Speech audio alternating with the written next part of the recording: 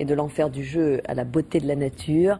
Apprendre à voler à un aigle, c'est l'idée à la fois étrange et poétique qu'ont eu un fauconnier et un parapentiste. Sherkan, l'aigle, né en captivité, ne savait pas se servir de ses ailes. 3 ans plus tard, il vole parfaitement.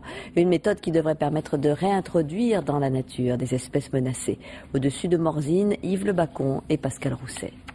Il y a un espèce de fou furieux un jour qui m'a posé la question par téléphone si je pouvais apprendre à voler un aigle. Donc je me suis dit, celui-là est un petit plaisantin. Car a priori, un aigle pigargue à tête blanche, l'emblème américain, vole un peu mieux que 2 homo sapiens suspendus sous un parapente. Sauf que Sherkan, né en captivité, n'a pas appris naturellement à voler. Donc au début il était un peu effrayé, puis je me rappelle on l'a remusclé, donc on a fait des allers-retours sur le poignet pour le remuscler, il s'essoufflait, tout le retaper quoi, le petit pépère.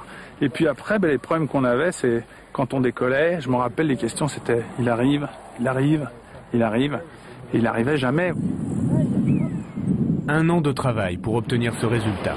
La technique de dressage est la même que sur le plancher des vaches. Le fauconnier, assis devant le pilote, appelle le rapace. Allez Sherkan, hop, pour qu'il vienne se poser sur son bras et obtenir sa récompense. Pontage à pontage.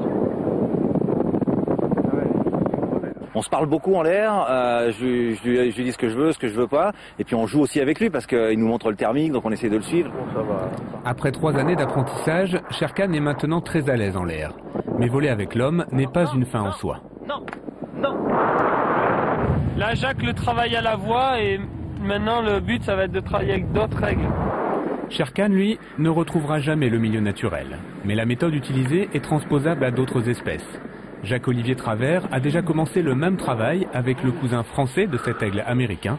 Si tout se passe bien, il espère le réintroduire en Corse à partir de 2011.